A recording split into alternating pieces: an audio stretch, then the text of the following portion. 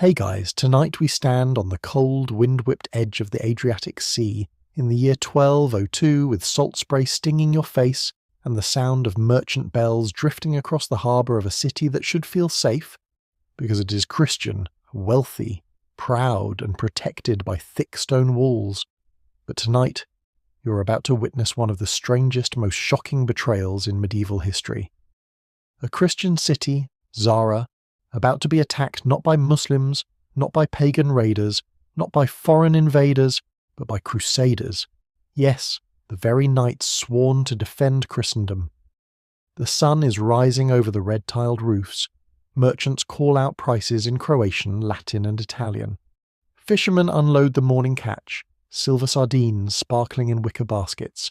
You smell olives, wood smoke and wet rope from ships bobbing at anchor. Children run past you with bread tucked under their arms, monks chant in the cathedral nearby, and guards pace the walls yawning. A peaceful Christian port city, bustling and alive but beneath the calm. An electric current of fear. Rumours are spreading. Ships, massive ships, have been seen far to the northwest. Hundreds of them, not pirates, not merchants, Crusaders. And Zara's people know what that means.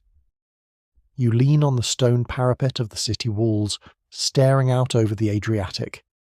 The wind whistles through your cloak as bells ring from St. Anastasia's bell tower.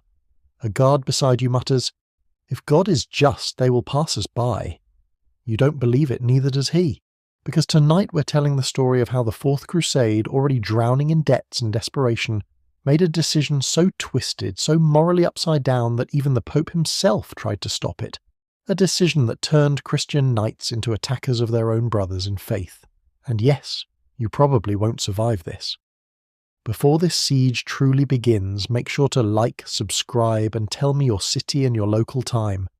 Because tonight's story shows how even holy armies can drift so far off course they forget where God was supposed to be in the first place. All right. Take a breath, feel the chill of the sea breeze, hear the distant gulls, smell the salt and smoke. Look at Zara's tall white walls, proud and gleaming in the morning light. They're about to face an enemy no one expected. Christian Crusaders sailing under the banner of the cross. And the reason begins far from here, in the heart of a struggling crusade trapped in debt. You trudge along the docks of Venice now, months before Zara ever sees danger. And the smell hits you first. Salt, pitch, old fish and money. Always money. It's late summer 1202 and the Fourth Crusade meant to reclaim Jerusalem is already in trouble. Not because of enemies, but because of math. Bad math. Terrible math. The kind that crushes holy intentions under the weight of cold, shining debt. You stand beside a cluster of weary Crusader knights as they stare up at the colossal Venetian fleet docked in the lagoon. Rows of transports, troop carriers, supply ships, and sleek war galleys. They look magnificent. Hulls polished, sails furled tight, prows carved with lions and angels. These vessels could carry tens of thousands of men across the Mediterranean in a single triumphant sweep. There's just one problem. The Crusaders can't afford them. Months earlier, the Crusade leaders signed a deal with the Republic of Venice. Venice would build and crew an entire fleet. Venice would feed it. Venice would supply it. Venice would halt all trade for a year to focus solely on this mission. In return, the Crusaders would pay 85,000 silver marks, a sum so massive it could make kings sweat. But the Crusade didn't gather as expected. Recruits came late. Funding collapsed. Promised armies never showed up. And the ones who did arrive, well, they brought swords, prayers, and very little coin. You watch as Crusader envoys meet with the Venetian Doge, Enrico Dandolo, inside the grand hall of the ducal palace. Sunlight filters through stained glass shimmering over polished marble floors. Crusader nobles bow. Dandolo does not. He is an old man, white-haired, possibly blind, but sharp as a dagger. Even his wrinkles look calculating. We cannot pay the full amount, the French envoys confess. Their voices shake. They offer half, maybe less. Dandolo leans forward, slowly, deliberately. This fleet was built for you. My people stopped all trade for you, and now you would sail without honouring your debt. It's not a question. It's a threat wrapped in politeness. Outside the palace, the mood grows grim. Crusader soldiers shuffle restlessly in makeshift camps along the canals, eating dwindling supplies. Some glare at Venetian merchants who stroll past in fine robes. The Crusaders had expected to fight Muslims in the Holy Land, not argue invoices in a financial chokehold. Whispers spread. The Crusade is bankrupt, the fleet cannot sail. The Holy Land is slipping away. You overhear a knight muttering, "We were meant to win salvation. Now we drown in Venetian greed." But the truth is harsher. It isn't greed, it's strategy. Venice sees an opportunity. The Doge calls a great assembly in St. Mark's Square. Thousands gathered, banners snapping in the sea breeze. Crusaders stand shoulder to shoulder with Venetian citizens, all staring at the raised platform where Dandolo, wearing shimmering gold robes, delivers his offer. "You cannot pay us," he begins, "but there is a city that owes us a debt." A murmur spreads. The name is whispered, then spoken, then shouted Zara, a Christian city, a rival port, a rebellious former Venetian possession. If the Crusaders capture Zara for Venice, the Doge promises, the debt will be forgiven, the fleet will sail, the crusade can continue to the Holy Land. It sounds like salvation. It smells like corruption. It feels like betrayal. Some Crusaders recoil immediately. "We cannot attack Christians," they insist. "This crusade is for God, not Venice." But others feel cornered. They're hungry. They're stranded. They're desperate. Dandolo raises his voice over the crowd. "Help us reclaim Zara, and your crusade will live." The offer slithers through the ranks like a snake. Even worse, a chilling rumour spreads among the Venetian elite. Dandolo already expected this, already planned for it, already built the fleet knowing he could bend the Crusaders to his will. As night falls over Venice, you walk past campfires glowing like scattered stars along the lagoon. Crusader knights sit in tight circles arguing fiercely, "This is wrong." So is starvation. We attack Christians? Or abandon the crusade entirely? A squire pokes at the fire and whispers, "Is this still God's work, or Venice's?" And then comes the twist of divine guilt. A messenger arrives from Rome, dusty, exhausted, carrying a letter sealed by Pope Innocent III himself. The papal decree is clear. Under no circumstances are Crusaders to attack Zara. It is a Christian city. Doing so is a mortal sin. The Pope forbids it absolutely, but the Crusade leaders don't share the letter. Not with the soldiers, not with the common knights, not with anyone who might oppose the plan. They hide it. Like thieves hiding stolen jewels. You stand near the canals as two barons whisper in the shadows. If they knew the Pope forbade it, half our army would desert. And then what? We owe Venice everything. We cannot fail before we begin. So they bury the Pope's words, and the crusade marches toward a sin dressed as necessity. As ships are prepared, sails unfurled, weapons loaded, you feel a knot tighten in your stomach. This isn't a holy army anymore. It's a trapped beast, cornered by debt and manipulated by Venetian ambition. The fleet gathers in the lagoon, mass rising like a forest of wooden spears under the dawn sky. Crusaders climb aboard, some praying, some trembling, some pretending this is righteous when they know in their bones it isn't. A knight beside you mutters, "If we go to hell for this, remind me whose fault it was." The oars dip, the sails rise, the fleet moves.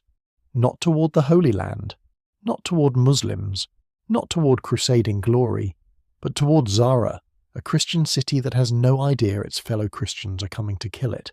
The wind is sharp as the Crusader Venetian fleet pushes south through the Adriatic, sails billowing like ghostly wings under a pale November sky. You stand on the deck of a transport ship, boots slipping on damp planks, the cold spray stinging your cheeks. All around you, ships creak and groan, hundreds of them, forming one of the largest fleets Europe has ever seen. But this armada does not feel holy. It feels coerced, heavy, guilty. Near you, Crusader knights cluster in tight groups, their cloaks snapping in the wind. They whisper anxiously, rubbing gloved hands together for warmth and comfort. We're attacking Christians, one mutters. I didn't take the cross for this, another growls. We had no choice, a third insists, though his voice lacks conviction. Their arguments drift across the deck like broken prayers. Even the ship's timbers seem to groan under the weight of the Crusades' moral confusion. On the horizon, Venetian war galleys glide with terrifying confidence. Their rows of oars churn the grey water in perfect rhythm, blades rising and falling like the teeth of some immense sea monster. The Venetian captains stand tall at the helms, faces stern, eyes fixed ahead. These men aren't conflicted. They're focused, determined, hungry. You move aft, where you overhear two Venetian officers speaking in hushed Italian. The Pope forbade this, says one. The other scoffs. A distant Pope cannot feed our people. Zara belongs to us. Their casual dismissal sends a cold jolt down your spine. It wasn't a secret anymore, not among leaders. The Venetians know the Pope said no, they simply don't care. The Crusaders would care if the letter had ever been shown to them. Ahead of the fleet, a banner flaps in the wind, St. Mark's lion, golden and fierce. Crusader ships trail behind it with crosses painted boldly on their sails, symbols that now feel bent and twisted by necessity. Some knights grip the railing, praying aloud. Lord, forgive us if this is wrong. Guide our swords in justice. Deliver us from this confusion. Their prayers don't ring with confidence, they ring like confessions. The Doge of Venice himself is on board one of the lead galleys. Old, half-blind, yet brimming with energy. Wrapped in luxurious furs, he speaks from the prow with absolute certainty. He knows something the Crusaders don't. Venice's survival depends on destroying Zara. A rival port cannot be tolerated. A rebellious subject city cannot be ignored.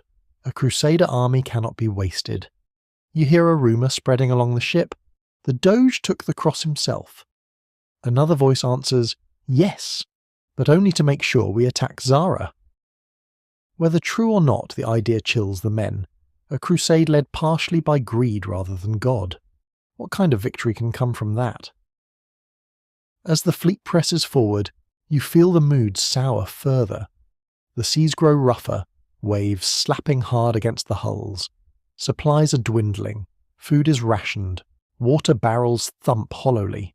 Crusaders who joined the Holy War expecting glory, absolution, and divine purpose now find themselves staring at the coastline of their next enemy. A Christian coastline. Late afternoon brings a break in the clouds, revealing Zara for the first time. White stone walls gleaming against the blue-grey sea, tall towers braced against the wind, church bells ringing faintly from within the city. It looks peaceful, civilized, completely unprepared for what is coming. A young crusader beside you freezes. That's Zara? He sounds wounded, like someone just betrayed him personally. Another whispers, God help us, they are Christians like us. The Venetian captains bark commands. Prepare rigging! Lower anchors at signal! Archers ready! Their voices slice through the hesitancy of the Crusaders, replacing doubt with action. The fleet tightens its formation, surrounding Zara like a steel ring. A herald shouts across the decks, We demand Zara's surrender in the name of Venice.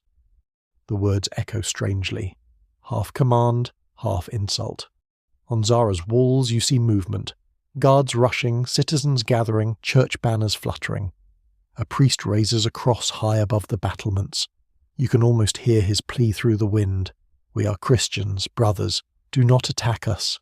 A Crusader knight beside you lifts his helmet and stares at the city with tears welling in his eyes. This is not why I took the cross. But behind him a Venetian captain growls. You took the cross to fulfill your vow, and without us, you sail nowhere. The ships continue their approach. The ring tightens. Zara's walls come into full view. Tall, solid, fortified with fresh timber braces, bristling with defenders who stand not as enemies, but as Christians begging for mercy from an army that no longer knows which way God is pointing. As the last light of day fades behind the city, torches flicker across the fleet. Crusaders murmur prayers, Venetians prepare weapons, Zara's bells toll urgently. You grip the rail as your ship glides into position. The air crackles with dread. The sea feels heavier. The sky seems to dim, as if unwilling to witness what's coming. This is no holy war anymore. This is a debt collection, painted in gold, sails and gilt, and as night tightens around the fleet you sense it. A Christian city will scream tomorrow, and Crusaders will be the ones making it scream. Dawn breaks over Zara with a thin grey light, the kind that creeps rather than shines. The sea is calm, but the air feels wrong, heavy, metallic, as if the world itself knows something unnatural is about to happen. You're still standing on the deck of the Crusader ship, cloak damp with sea spray, hands cold on the railing. Across the water, Zara's white walls glow faintly in the morning haze, the city quiet except for the soft tolling of church bells drifting through the wind. But the fleet around you is anything but quiet. Venetian captains stalk the decks of their galleys, barking crisp orders. Crusader knights huddle together, praying, arguing, or staring numbly at the Christian city they've been told to treat as an enemy. Crewmen tighten rigging, sharpen spears, test bows. The air trembles with tension. Not holy excitement, not zeal, but dread. And then a shout cuts the morning stillness. Message from the Pope. A letter from Rome. Every knight turns, every Venetian freezes. A Crusader cleric climbs onto a crate, raising a scroll with trembling hands. You swallow hard. You already know what this is. The letter the leaders hid. The letter they didn't want the army to hear. He unrolls it, voice shaking. By order of Pope Innocent III, under pain of excommunication, no Christian is to attack the city of Zara, for it belongs to the Church and its people are your brothers in Christ. A gasp rips through the Crusader ranks. Men step back. Some cross themselves. Others drop to their knees. You hear someone whisper, "God forgive us. We cannot do this." But then, before the relief can settle, Venetian horns blare. Doge Dandolo himself steps forward onto the prow of his flagship, wrapped in velvet robes that whip in the wind. His voice booms across the water, strong for a man in his 80s. Listen well. We have fed you. We have housed you. We have built this fleet for you. We sail to the Holy Land only if Zara falls. Break your agreement with us, and none of you will reach Jerusalem. A heavy silence follows. You can feel the emotional blow strike the Crusaders. One knight near you mutters, "He is holding our vows hostage." Another growls, "Without Venice we return home in shame." The cleric with the papal letter tries again. "Brothers, the Pope forbids it. Attacking this city is a sin." A Crusader baron steps forward, face pale, voice shaking with guilt. "We know, but without ships our vows are broken. We will be cursed whether we fight or flee." The men stare at each other, trapped between damnation and dishonour. And then the worst twist of all. One of the highest crusade leaders, Count Louis of Blois, takes a deep breath, raises his sword, and declares, "We follow Venice. God will understand." The words land like stones thrown into the souls of thousands. Some knights sob, some look away in shame, others harden their faces and pretend this is righteous. The cleric sinks to his knees, clutching the papal letter to his chest as the decision rolls through the fleet like thunder. They will attack Zara despite the Pope, despite their own consciences, despite everything the cross is supposed to stand for. The Venetians waste no time. "Raise sails! Drop formations!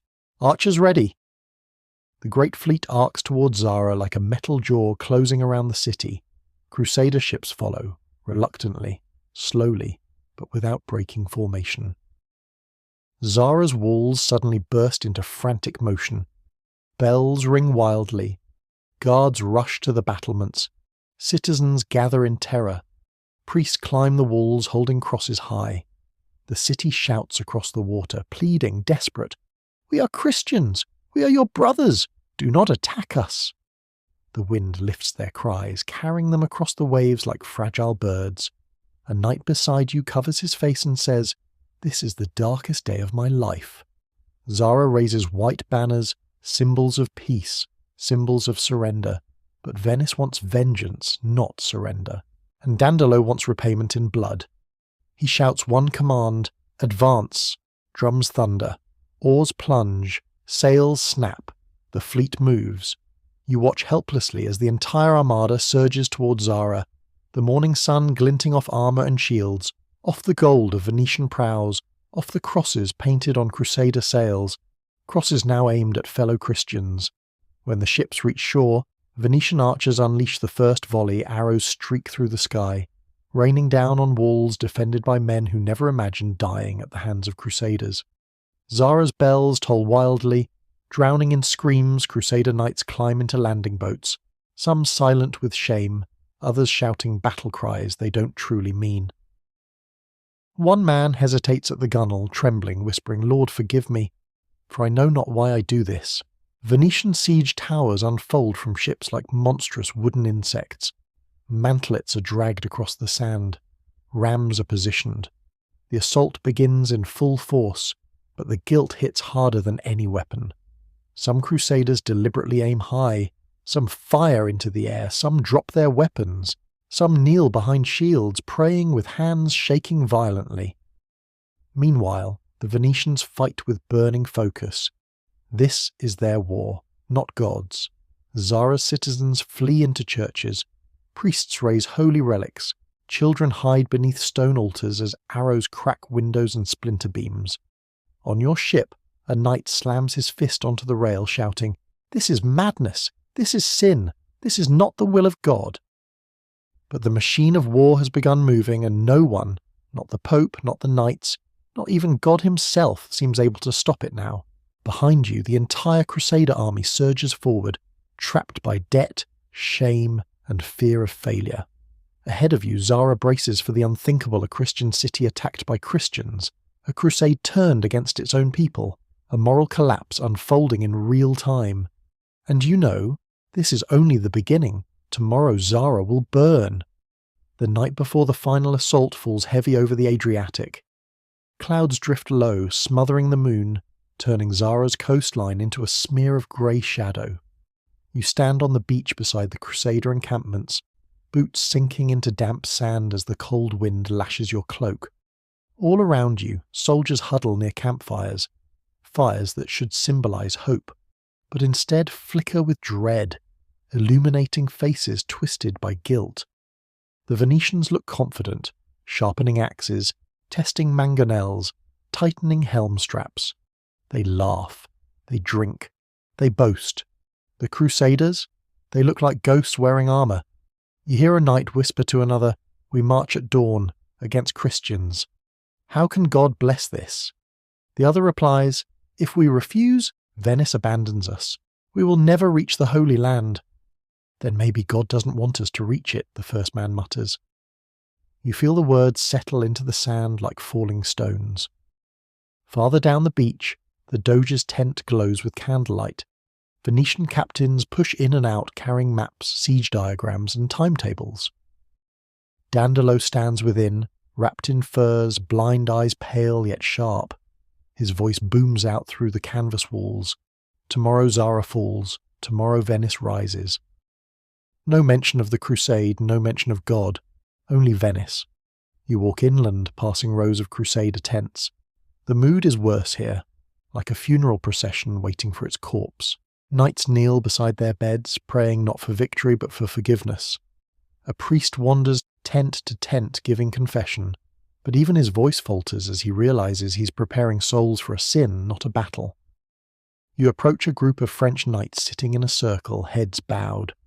One holds the Pope's forbidden letter in trembling hands, no longer secret, no longer hidden. "He forbade it," one whispers. "He forbade it absolutely." "But our leaders lied," another replies. "And now we are trapped," says the third. A grim silence follows. Someone finally breaks it. "Tomorrow we stain our vows." No one argues.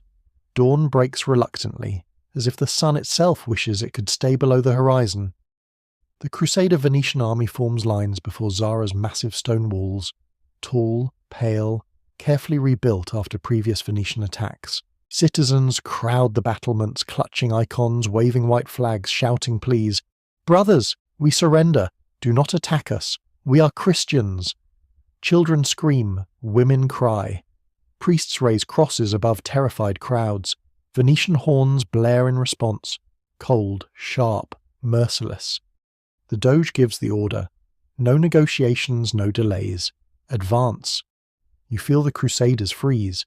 They grip their shields tightly, eyes flicking from the Doge to the priests on the walls. Some take a hesitant step back, but their barons shove them forward. If you refuse, one baron snarls, you break your Crusader vow. You shame God. The hypocrisy is so thick you could cut it with a sword. Siege engines rumble forward, massive wooden towers rolling across planks, mantlets pushed by teams of sweating men. Venetian archers step into position, bows raised high. The Crusaders move behind them, reluctantly, dragging ladders they hope never to use. Then the Venetian order comes. Archers! Fire! A black cloud rises. Arrows whistle. They strike Zara's walls like hailstones of death.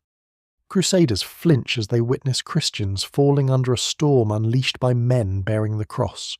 Some knights aim high on purpose, sending arrows harmlessly into the sky.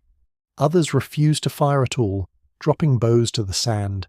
But the Venetians press harder, closer, push the towers, bring the rams.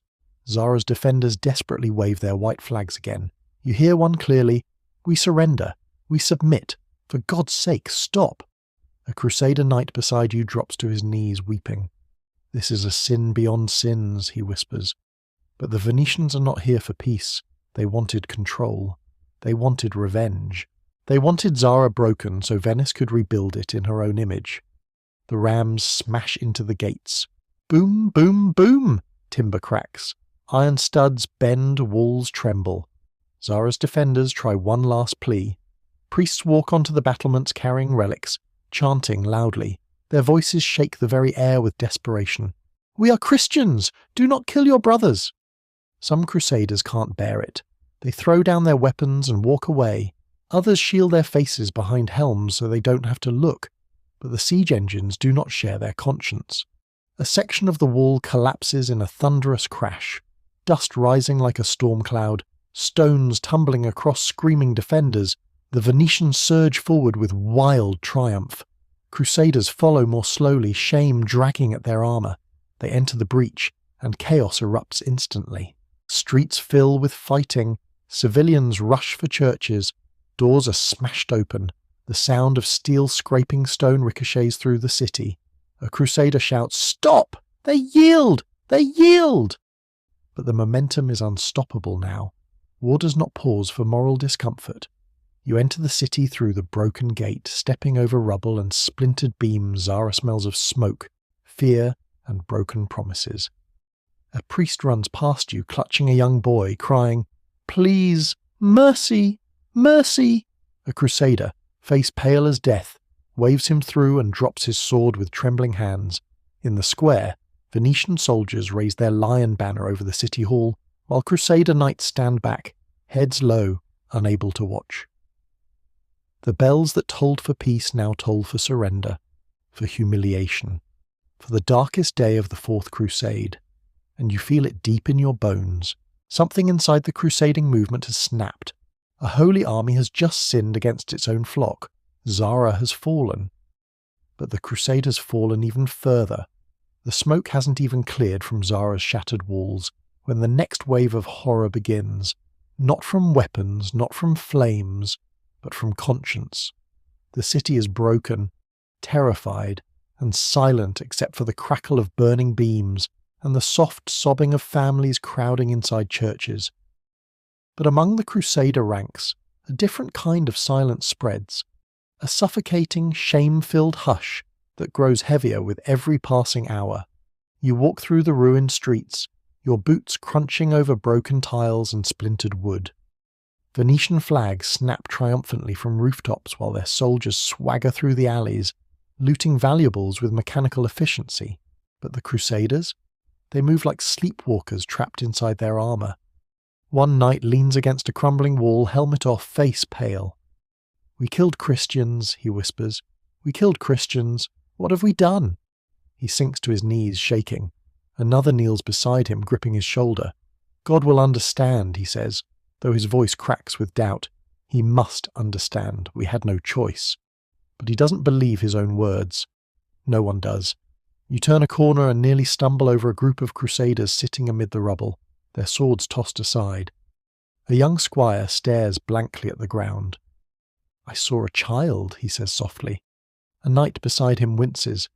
"Don't speak of it." But the boy continues. "She was crying, and her father carried a cross. They begged us to stop." He covers his face with both hands and sobs. No glory, no righteousness, just guilt. Farther ahead, you hear raised voices, venomous, furious. A French knight shouts at a Venetian captain, "This was wicked! The Pope forbade it! You forced us into sin!" The Venetian captain, smug and unbothered, replies, "You followed, and Zara is ours. The matter is settled." A crusader shoves him Venetian step forward, hands on hilts. For a moment the two armies, supposed allies, stand inches from each other, faces inches apart, hatred burning like fire. Only the arrival of higher-ranking officers prevents a bloodbath between Crusader and Venetian. They bark orders, separate the men, and force everyone to step back. But the hatred doesn't fade. It grows, it simmers, it marks the start of a deep, poisonous divide. Near the harbour, a group of Crusader barons gather in tense conversation, their faces grim under soot-stained helms. "We must hide the truth from the Pope," one says. "We cannot," another replies. "If he learns we did this, he will learn," a cleric interrupts, voice trembling, "and he will judge us." The words hang like smoke, and then another blow arrives. A courier rides in from the north, cloak flapping, horse trembling. The man leaps down and thrusts a sealed letter into the hands of the Crusader leadership. They recognize the seal instantly. Rome. Pope Innocent III. You watch the circle knot tighter as they open it. Their faces blanch. You hear the words repeated in shaken whispers. All who took part in the attack on Zara are excommunicated. Not warned, not suspended, not punished lightly. Excommunicated. Cut off from the church. Cut off from salvation. Cut off from the very spiritual protection they joined the crusade to seek. A knight with blood on his tabard falls to his knees, staring up at the grey sky as if waiting for lightning to strike him. "No," he murmurs. "No, no, no." His voice cracks into a hoarse cry. Another knight slams his fist into a broken wall. "Damn Venice! Damn their greed!" A third, older and trembling, leans on his sword. "We are cursed now, before we even reach the Holy Land." The guilt becomes a physical weight pressing down on the whole encampment. Some crusaders gather in makeshift chapels, begging forgiveness from trembling priests. Some rip off their crosses, tearing the cloth from their tunics with shaking hands. Some stare at the sea, whispering prayers that sound like confessions on a deathbed.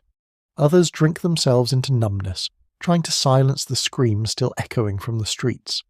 The Venetians? They barely react. "We are a republic," one Venetian officer says with a shrug. "The Pope does not frighten Venice." But the Crusaders are frightened, broken, confused, ashamed. Your steps lead you through the heart of Zara, past toppled altars, shattered icons, and blood-stained cobblestones. The smoke curls upward in thin grey tendrils, mixing with the morning fog. A priest inside St. Anastasia's kneels before the altar, whispering through tears, "Judgment has come, but not upon those who deserved it." The Crusaders huddle just outside, unable to step into the church they violated. The city is quiet now, too quiet. No more screams, no more clashes, only grief, a shared grief between victim and attacker. But beneath that grief lies something else, a fracture, a rupture within the crusade itself. Tomorrow, they must decide whether to continue the holy war or abandon it entirely. And with excommunication hanging over every knight like a curse, the path ahead leads not to Jerusalem, but to darker choices still. The smoke of Zara's fall is still drifting upward when the next impossible chapter begins. Negotiation, not peace talks, not reconciliation, but the sickly, awkward attempt by both Crusader leaders and the Venetians to justify the unjustifiable. Because Zara lies broken beneath their feet, the Pope has excommunicated them all, and the Crusade, meant to save souls, has already condemned itself before even leaving Europe. You walk through the Crusader camp the morning after the attack. The sky's pale, washed out like a canvas someone scrubbed too hard. Knights stand in clusters, armour dulled by ash. Faces hollow with lack of sleep. No one speaks loudly. No one laughs. The silence feels like a tomb. A group of knights gather around a cleric reading the papal sentence again aloud. Those who attacked Zara, a Christian city, are hereby excommunicated from the church. He lowers the parchment slowly, hands trembling. A knight beside you whispers, "We are damned then." Another snaps back, "No, our leaders damned us." But the anger fizzles as quickly as it sparks. No one knows what to do. Some of the Crusaders want to leave immediately, trek home in shame and beg the Pope for forgiveness. Others insist the crusade must continue, that only by fulfilling their vow to free Jerusalem can they hope to regain God's favour. A third group sits in stunned silence, unable to imagine marching into a holy war with their souls already stained. You pass an argument already in full explosion. 2 French barons are nose to nose shouting. "We must return home and confess," the first insists. "And disgrace ourselves before all Europe? Never." The second fires back. "You would continue this sin? You would abandon your vow?" A younger knight steps between them. "Brothers, stop. We are already broken. Do not tear what's left of us apart." In the middle of the encampment, a makeshift council forms. Crusader nobles, Venetian leaders, clerics, all trying to salvage the crusade from the wreckage of their own decisions. The Doge of Venice sits wrapped in heavy robes, blind eyes glinting with something between calculation and impatience. A French noble opens the meeting with shaking hands. "We must ask His Holiness for absolution. Without it, the crusade cannot continue." A Venetian officer snaps, "And if he refuses?" Another adds, "We have kept our side. Zara is Venice's once more. Now you must keep yours." The words sting. Everyone feels it. Dandolo raises a hand, silencing the room. "We will write to the Pope. We will explain the necessity. Zara rebelled against Venice. You served justice." The Crusaders flinch at the word justice. A cleric responds timidly, "Holiness was never our right to defy, even for necessity." But Dandolo continues unwavering. "We will ask for forgiveness, and he shall grant it, because without you, the crusade fails." This is the Doge's true weapon, leverage, not faith. You can feel frustration ripple through the room like heat. The Crusaders are trapped. They need the Pope, and they need Venice. But at the moment, the two powers are in complete opposition. As negotiations drag on, the city itself becomes a strange limbo. Venetian soldiers patrol the streets with arrogant ease, hauling planks, repairing breaches, drinking from casks they found in captured warehouses. Crusader knights move like ghosts among them. Some help clean rubble, others assist the wounded. A few kneel outside churches, begging silently for absolution. You find a group of knights seated on the steps of a ruined chapel, staring at their hands as though expecting to see blood. "We swore to defend Christians," one murmurs. "We swore to follow the Pope," another says. "We swore to reclaim Jerusalem," a third adds. "And now," the last finishes, "we have broken every vow except the one that trapped us here."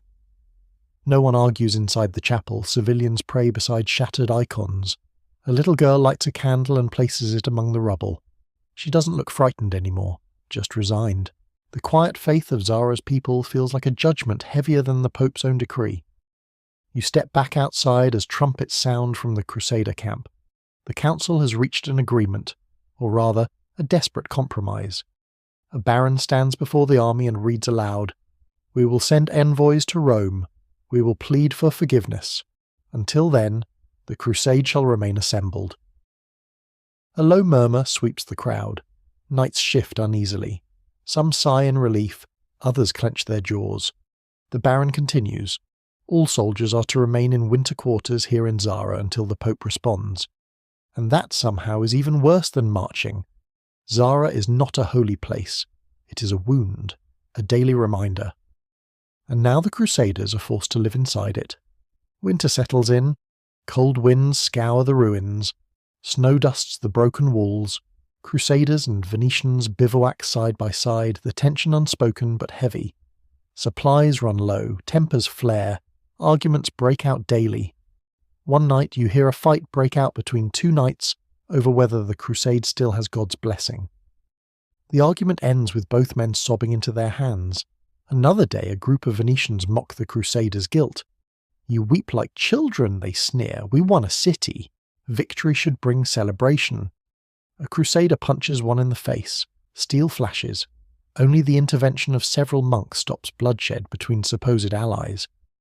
In the city square, you overhear civilians whispering, "They murdered us, and now they sleep in our homes."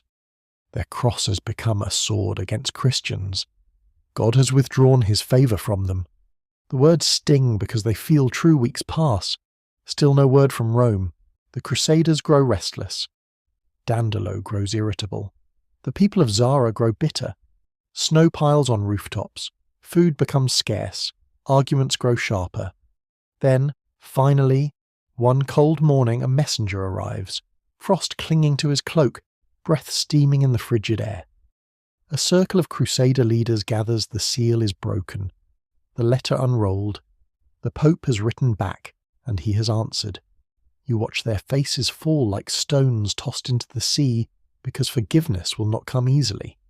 And the Crusade's path, already twisted, is about to turn even darker. The letter from Rome is held like a burning coal. No one really wants to touch it, but everyone knows they have to.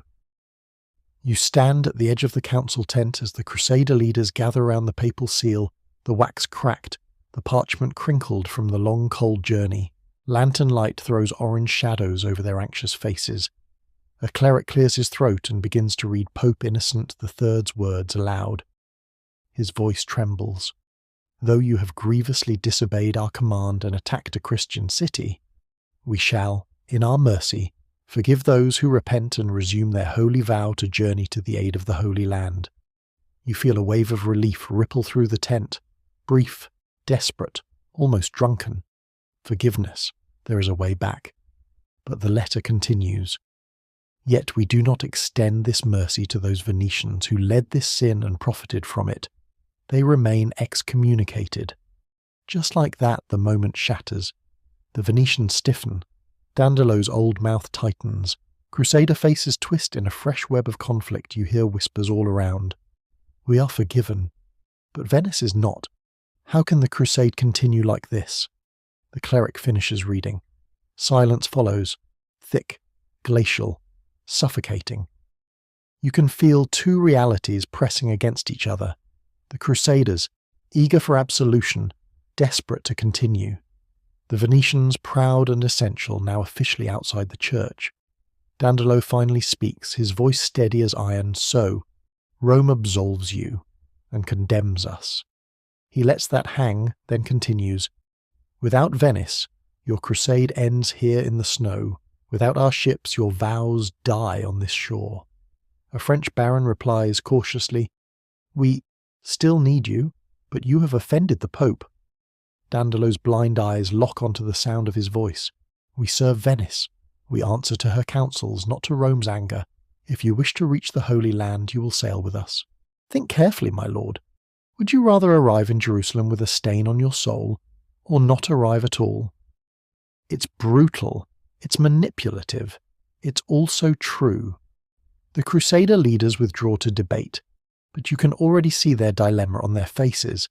They have just been given absolution. Conditional absolution. They must continue the crusade to earn it. But to continue, they must rely on a partner now officially banned from the church. You walk out into the frozen streets of Zara, where the lay people don't know the details yet. They only know that the conquerors are staying, for now, and that the city lives in a limbo between old masters and new.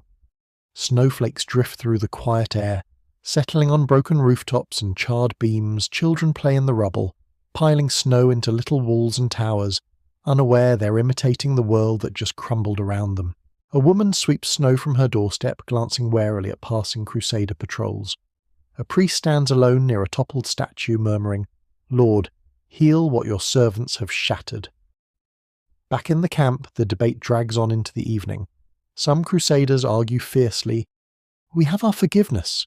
We should abandon Venice and find another way. Others scoff. With what ships? With what money? We can barely feed ourselves. A younger knight slams his fist into a table. If we keep following Venice, we may fall into new sins. A grizzled veteran replies, "We already have, and we're still here." Dandolo waits, patient, certain. A spider in the middle of the web. Eventually the decision takes shape, slowly, painfully. The crusade will continue, with Venice, despite the excommunication. They will trust that fulfilling their vow to liberate the Holy Land will satisfy God more than their imperfect allies offend him. You watch as this logic gets passed down from barons to captains to ordinary knights. Each retelling shaves off a little bit of guilt and adds a little more rationalization. We had no choice. God knows our hearts. The Pope forgave us, so we must move forward. Some knights accept this, clinging to it like a plank in a stormy sea. Others remain deeply uneasy, but few are willing to break ranks and walk home alone through winter. Zara, meanwhile, is slowly being rewired. Venetian administrators arrive with scrolls and ink, redrawing tax rights and trade privileges. City officials are dismissed or forced to swear new oaths. Warehouses are marked with the winged lion of St. Mark, property of Venice now, not Zara. You see one elderly city magistrate staring at his confiscated records with tears in his eyes. "Our city is not ours anymore," he murmurs. "It is a place rented out to history." Crusaders watch this process with a mix of resentment and numbness. They didn't come here to be landlords for Venice. They didn't take the cross to install new tax codes in the Adriatic. But here they are, stuck in winter quarters in a city that feels like a crime scene they're forced to sleep in. At night, fires flicker in both camps. In Venetian tents, there's satisfaction, calculation, forward planning. In Crusader tents, there's a hollow quiet. You sit with a small group of knights inside one such tent. The wind howls outside, rattling the canvas. A single candle burns between you. One knight stares at the flame and says, "Do you realize what has happened?" Another sighs, "We were meant to be God's sword against the infidel." A third mutters, "Instead, we became Venice's hammer against Christians." The first knight nods bleakly, and still we march on. What will be next? Whose city will we take then? He doesn't know that the answer will be far worse than Zara. Eventually word spreads officially through camp. The Pope has forgiven the Crusaders on condition they move on and focus on the Holy Land. The Venetians remain excommunicated, but the Crusaders are still allowed to work with them. It's a loophole so awkward it creaks. The reaction is mixed. Some fall to their knees in gratitude, thanking God for mercy. Some shake their heads, muttering that this isn't clean forgiveness. It's a warning. Some simply shrug. A sin forgiven is a sin forgotten, they tell themselves. But you can't shake the feeling that something in the crusade has been permanently bent. Like a sword left in the fire too long, warped, never to be truly straight again. As winter loosens its grip and the first hints of spring creep over the Adriatic, preparations begin once more. Ships are repaired, provisions stocked, plans made. Zara is now firmly under Venetian control, its autonomy crushed, its people subdued, its name turned into a footnote in the story of someone else's trade empire. For the Crusaders, Zara becomes something else, a scar. A quiet background shame they carry with them as they board the ships once more. When you finally stand on the deck again, watching the battered city recede into the distance, you hear a knight murmur, "Remember this place. If we ever doubt whether our path is still God's, we will remember Zara." The sails fill. The fleet turns south once more. Officially, the crusade is back on course. Unofficially, you know the line has been crossed. If Crusaders can attack Zara, what else might they justify? And somewhere far to the east, another Christian city waits. One far larger, far richer, and far more vulnerable to a crusade that has already proven it can be turned against its own. The sails crack like thunder as the Crusader Venetian fleet swings away from Zara at last, leaving the broken Christian city shrinking behind you in the grey-blue haze. But before the Armada can fully resume its holy mission, the same memories that haunt the Crusaders will not let the story move on. You can feel them settling over your shoulders like a weight, what it meant, what it felt like, and what it sounded like when those walls first came under fire. So tonight, you relive it. Not the politics, not the negotiations, not the excommunication, but the moment Zara's walls met the full fury of a Crusader siege. You're standing again on the cold sand where surf curls around your boots, the sea wind whipping through your hair. Crusaders line the shore, ranks stretching like a living wall of metal and nervous prayers. Venetians stand proudly behind their siege engines, massive wooden catapults and mangonels that jut upward like skeletal giants against the rising sun. Above you, Zara's walls glow pale gold in the first light, tall and straight, built from stone that has held against storms, pirates, and rival states for generations. Flags flutter anxiously. Priests on the battlements raise crosses. Men clasp rosaries. Women clutch children. Everyone knows what's coming, and no one can stop it. A deep voice roars from the Venetian lines. Mangonels! Ready! You watch crews load them. Huge stones, some smeared with pitch, others wrapped in tar-soaked cloth. The crews step back. The taut ropes groan. The arms tremble with stored violence. A crusader beside you whispers, God forgive us. Another mutters, this is wrong. But the Doge lifts a hand and then the world shatters. Fire! Thwomp! The first stone launches into the sky, arcing high over your head, a dark spinning mass trailing sparks. The moment hangs frozen for half a heartbeat. Then, crash! The stone explodes against Zara's wall with a burst of dust and debris. The sound hits your chest like a hammer. The ground trembles. Pigeons burst from the battlements in a frantic cloud. A scream rises from the defenders. You feel it crawl under your skin, Venetian captains shout again. Second volley! Thwomp! Thwomp! Thwomp! 3 stones rise at once, streaking through pale morning light. The impact hits like thunder. Boom! Crack! Boom! A chunk of the outer parapet collapses, stones crashing down like an avalanche. Dust rolls over the defenders, turning them into silhouettes coughing, stumbling. Archers on both sides unleash their storms, arrows slicing the air with a hiss. Crusader arrows mostly fly high, harmless, but the Venetians aim straight and true. You watch a Zara defender spin backward, falling off the wall into the courtyard behind farther down the line. Zara's catapults attempt a response. A small stone arcs out, wobbling, weak compared to Venice's engineered monsters. It lands short, bouncing harmlessly in the sand. Venetian soldiers laugh bitterly. A crusader next to you winces. They're not even trying to kill us, they're trying to convince us not to kill them. But the engines keep firing, and firing, and firing. Each strike chips away at stone and hope. Each crash is a betrayal carved into the air. As the walls crack, defenders scramble to patch the damage with timber beams and sacks of earth. Women carry buckets of sand. Old men drag planks. It feels like watching a city try to hold back a tide with bare hands. Meanwhile, Venetians drag wheeled shields, mantlets, toward the base of the walls. The giant wooden barriers creak across the sand as crewmen push them forward, arrows rattling harmlessly against their fronts. Behind them, crossbowmen kneel, fire, reload, fire again with chilling rhythm.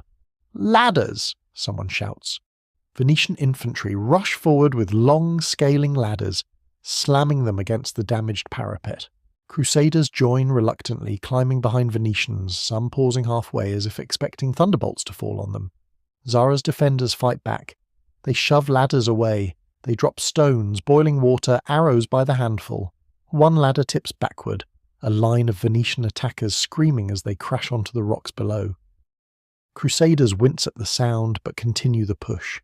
Then comes the battering ram. The sound is unforgettable. A deep, rhythmic, bone-rattling boom. Boom! Boom! Boom! The ram slams into the city gate again and again, each strike sending splinters flying. Zara's defenders brace the gate with beams and barrels. Priests lay their palms on the wood, chanting. But the ram doesn't care about prayer, it cares about momentum. You hear a crack, a deep, sickening crack. The gate shudders. Zara's bells toll hopelessly. drowning under the sound of collapsing timber. The Doge raises his arm again, voice carrying across the chaos, "Keep pressure, do not stop." Siege engines thunder, archers scream, citizens wail, defenders beg for mercy. A Crusader captain shouts, "They are yielding!" But a Venetian officer snarls back, "The Doge will decide when they yield." The bombardment intensifies. Stones streak through smoke, walls crumble, splinters fly like knives. Then, with one earth-shaking crash, a whole section of the wall collapses inward. A flood of dust erupts into the sky. The defenders scream. Venetians roar in triumph. Crusaders stand frozen, unsure whether to cheer or weep. You stagger backward as the shockwave hits. The city behind the breach is now exposed. Homes, markets, rooftops, families. You can see them, children, mothers, old men, ordinary Christians who woke that morning expecting another day of trade and prayers.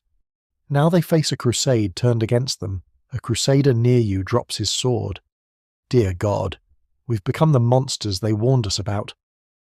But the siege does not pause for regret. Venetian horns blare, infantry surge forward. Crossbows crack, shields lock, and Zara's broken wall becomes the gateway to its suffering. You watch, breath frozen in your chest, as the first wave disappears into the breach, screams rising behind stone dust, and you realize this bombardment was not just the fall of Zara's walls. It was the fall of the Crusaders' innocence, their mission, their soul, and from this breach, a darker path now leads them onward. You stumble forward with the rest of the line as the dust from the fallen wall still hangs in the air, scratching your throat with every breath. The breach yawns ahead like a jagged mouth. Broken stone, splintered beams, bits of shattered parapet jutting out at odd angles. Through the choking haze you glimpse Zara's inner streets beyond. Narrow lanes, tiled roofs, church spires, and people. So many people. Venetian infantry surge first, shields up, roaring like they're storming a pagan fortress instead of a Christian town. Their boots crunch on rubble, their banners of St. Mark rippling above the chaos. Behind them, Crusaders follow more slowly, like men walking into a confession they already know will go badly. You duck under a half-collapsed arch and suddenly you're inside Zara, inside a city that should have been your ally. The noise hits you like a wave. Shouts in Italian, French and Croatian. Screams, prayers, the clatter of steel on stone. A narrow street opens ahead, lined with white-plastered houses and wooden balconies. Doors slam shut as you pass. Windows bang closed. Somebody drops a shutter so fast it nearly hits a knight in the helmet. Above, a woman clutches a child and stares down in raw terror before yanking the child back out of sight. "Shields forward!" a Venetian captain bellows. His men obey, pushing deeper into the city like a wedge of iron. From the side alley, the first resistance hit stones come flying, chunks of masonry, roof tiles, whatever the defenders can grab. One smashes against a Crusader's shield with a dull thunk. Another clips a Venetian on the shoulder. He curses, spins, and looses a bolt back into the shadows. You see a small group of Zaran militiamen at the next corner. Old helmets, mismatched shields, spears with more rust than shine. They brace themselves across the street like a human door. One of them shouts in broken Latin, "We surrender. We are Christians. Stop," a Venetian officer snarls. "Then drop your arms and open the square." But before anyone can interpret properly, arrows fly from both sides, instinct overriding language. One militiaman goes down, another staggers, and the rest panic, stumbling back toward the inner plaza. Urban combat is messy, confusing, and stupidly close. You're used to the idea of lines, ranks, banners. Here, there's none of that. Just corners, blind spots, doorways. Every building is a potential ambush. Every alley, a trap. You edge along the street pressed up against the wall, hearing battle more than you see it. A Crusader knight kicks open a door. Inside, a family huddles around a small shrine. Mother, father, 2 children, all holding crosses like shields. The knight freezes. His sword dips.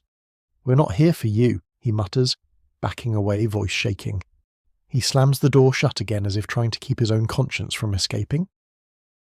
Farther ahead, The street widens into a small square. A fountain stands in the centre, water sloshing from where someone stumbled knocked it. Around its base, a handful of Zaran soldiers try to form a defensive ring, but they're undermanned, underarmed and out of time. Venetian archers fan out, taking positions behind doorways and carts.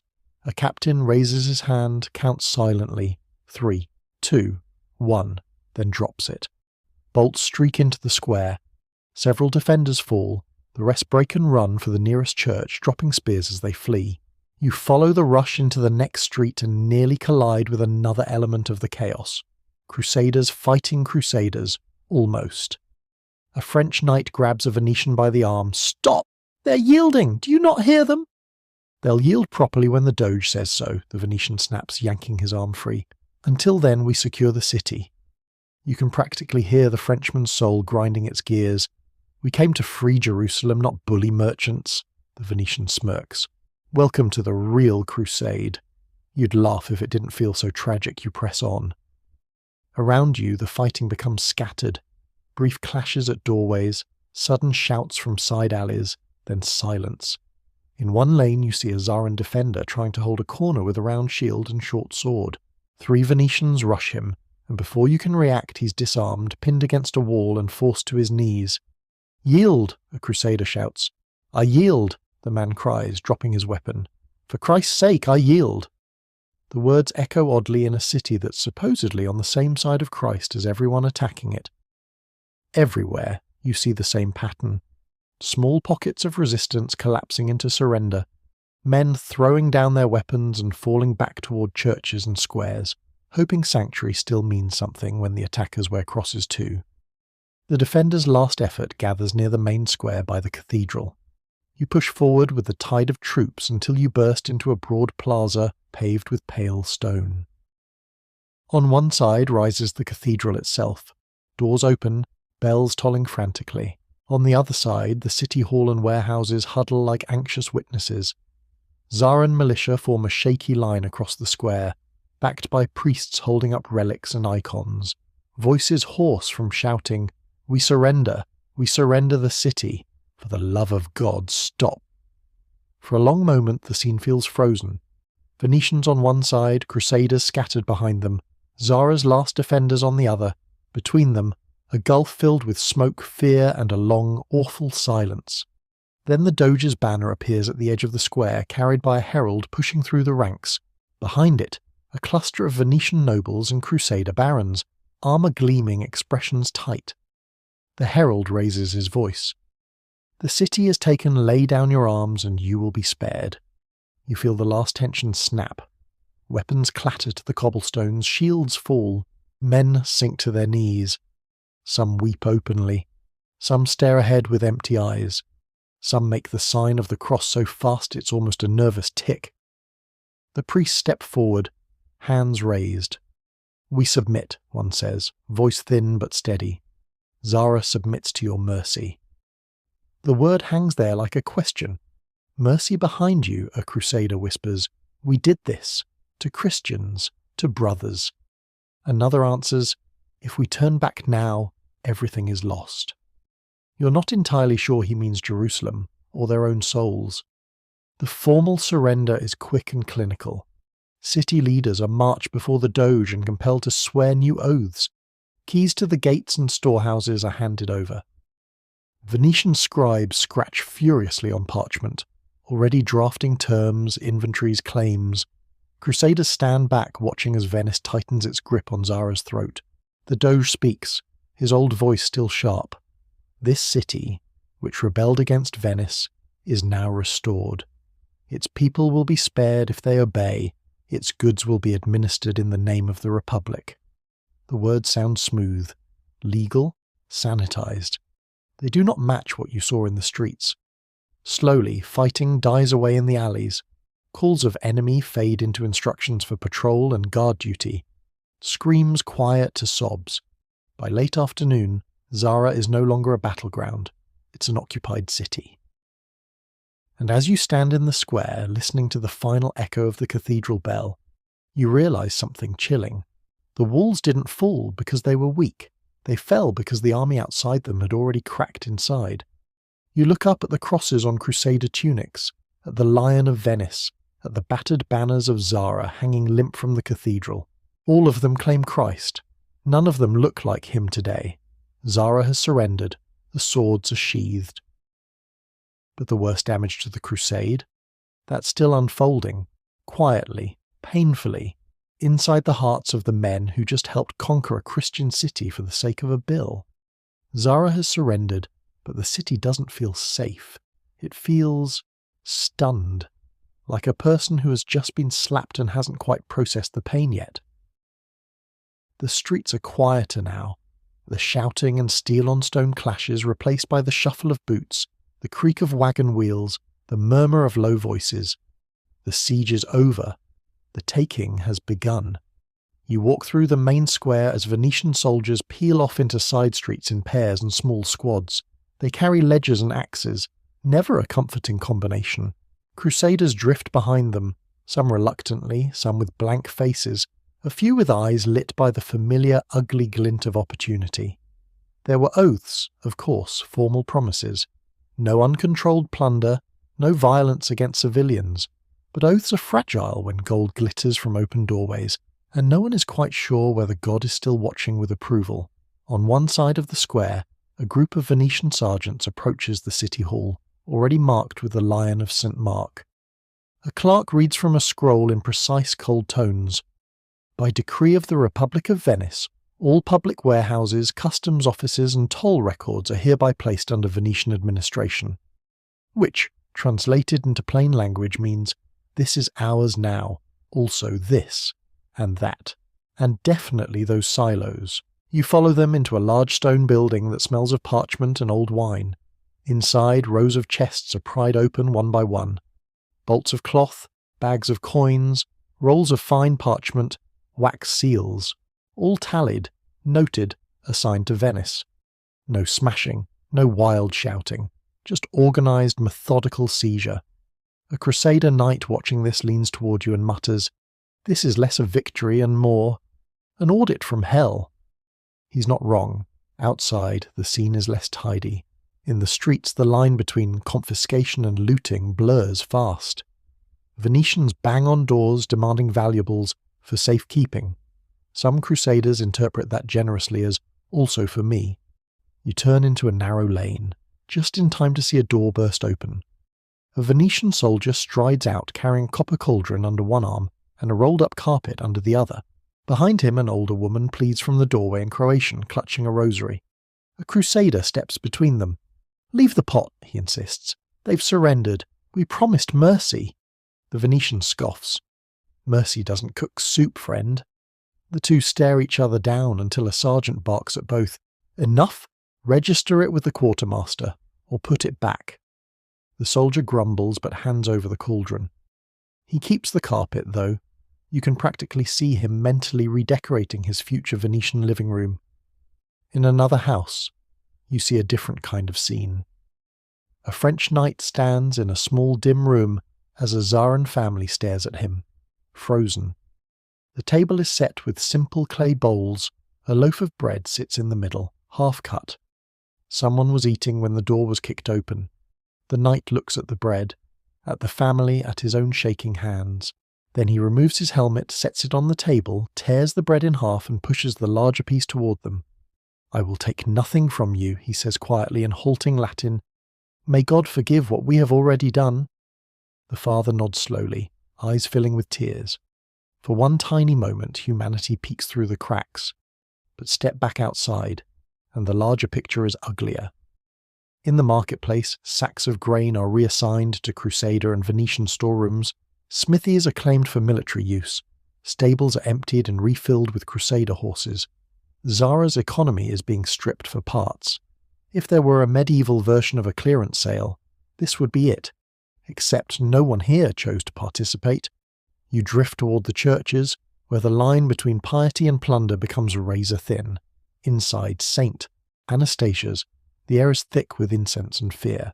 Citizens crowd the nave, clutching icons, relics, and whatever small valuables they could carry. Priests chant. Candles burn low. This is the last refuge they trust. Until the soldiers arrive. A pair of Venetians enters the church with a notary. They bow, barely to the altar, then begin noting items of value: chalices of silver, gold-threaded vestments, jewelled reliquaries. "We are securing these in the name of Venice," the notary explains calmly, "for protection," which is one way to spell confiscation. A priest steps in front of a gilded cross, hands outstretched. "This belongs to the church, not to any city," he protests. The Venetian officer smiles thinly. "Venice is also Christian. The cross will be well cared for." Behind him, a Crusader knight watches with clenched fists. He came here expecting to venerate relics, not escort them into someone else's treasure vault. Outside another chapel you find a little crowd gathered. A rumour has spread. Some Crusaders are looting. Not soldiers gone rogue, actual knights. You slip through the cluster of people and see them. A small group of men in mail hauberks carrying cloth bundles and small chests from a side chapel. One drops his load when he notices the civilians watching him in silent horror. A child whispers, "They rob us under the sign of the cross." The words are soft, but you can tell they hit harder than any stone from the walls. One of the knights stops, drops the chest he's carrying, and just stares at it like it's turned into a snake. His friend hisses, "Take it. Everyone is. We deserve something for our trouble." But the first shakes his head. "We deserve penance, not spoils." He walks away empty-handed. His companion doesn't. In the command tents, arguments erupt as reports of looting filter back. "We promised there would be no sack," a crusade leader shouts. A Venetian replies coolly, "It is not a sack. It is reallocation." You could almost laugh at the semantics if they weren't being written in other people's lives. As the day drags into evening, cartloads of goods roll steadily toward the docks in the Venetian quarter. Bolts of silk, crates of spices, barrels of oil, bundles of fur. Anything that can be traded or stored vanishes from Zara's hands into Venice's. Even where violence is limited, dignity is plundered. You come upon an old nobleman being escorted from his home. He carries a small chest and nothing else. Behind him, Venetian guards mark the door with a symbol, indicating the property has been seized. "I was born in that house," he whispers. "My grandfather built it. My sons—" He trails off, eyes blank with grief. A Crusader escorting him looks away, ashamed. "I did not come here for this," he mutters under his breath. "I came to fight for Christ." The nobleman gives a faint, bitter smile. "Then perhaps you took a wrong turning." By nightfall, Zara looks less like a conquered city, and more like a shell being picked clean by careful hands. No great firestorm, no piles of bodies in the streets, nothing that will make the chronicles gasp in horror at a single glance. But look closer and you see it. Empty storerooms, stripped treasuries, families with half their belongings, churches missing their finest ornaments. The Crusaders camp among the ruins they helped make, surrounded by goods they half own and half resent. Some revel in what they've taken. Others lie awake staring at the tent ceiling, feeling every coin like a stone on their chest. You sit near a low fire with a cluster of them, listening to the muffled conversations. "We needed supplies," one insists. "We stole them," another replies flatly. "The Pope forgave us," a third says. "Did he?" The second answers, "Or did he just decide not to kill the crusade before it started?" No one knows how to answer that. In the quiet of night, Zara is still. The moonlight glints off the broken wall, the patched gates, the lion banners flapping lazily on the breeze. Somewhere in the dark a baby cries. Somewhere else, a man prays aloud, voice hoarse with exhaustion. The Crusaders clutch their crosses. The Venetians tally their gains. The people of Zara count their losses, and the looting of this Christian city, half legal, half denied, wholly shameful, settles into the bones of the crusade like a stain that will not wash out, no matter how much holy water they pour on it. Morning breaks over Zara like a dim apology. Pale light washes across the battered rooftops, the scorched patches of wall, the shuttered homes that no longer feel like homes. But today, the true damage isn't in the stone. It's in the souls of the men who fought here. Because now, with the looting fading and the fires dying, the Crusaders must confront the one enemy they cannot run from, their own conscience. You make your way through the encampment, where Crusaders sit in small, quiet clusters. No laughter, no triumph, just the low murmur of men who can't quite meet each other's eyes. The Venetians stride about briskly, already planning warehouse inventories and trade schedules. But the Crusaders, they look like they're carrying invisible chains. A pair of French knights sit with their helmets off, staring at their hands. One says softly, "When I took the cross, I swore to defend Christians. Yesterday I raised my sword against them." The other shakes his head. "We didn't have a choice." But the words are thin, brittle. The first knight whispers, "We always have a choice, that's how sin works." You leave them behind and drift toward a group of Flemish soldiers crowded around a priest. Their voices tremble as they confess one by one, "I struck a man who had no weapon. I took coins from a home where a child cried. I told myself it was for the crusade, but it felt like theft." The priest listens, lips pressed tightly, offering absolution. He's not sure he has the authority to give. He murmurs, "Do penance, pray. The Lord sees the heart." But even he seems unconvinced. At the edge of the plaza you hear raised voices, an argument between Crusader leaders and their own men. "We must move forward," one baron insists. "The Pope has forgiven us." A knight fires back. "He forgave us conditionally." "And we will fulfill the condition," the baron snaps. "We march on. We win God's favour back." Another knight steps forward, voice breaking. "How can we fight in his name when we already dishonoured it?" The baron looks away. "We do what we must." That phrase, "what we must," has become the Crusaders' shield against their conscience. A thin shield, a weak one. But the only one they have left. You turn toward a church, its doors open, candles flickering inside.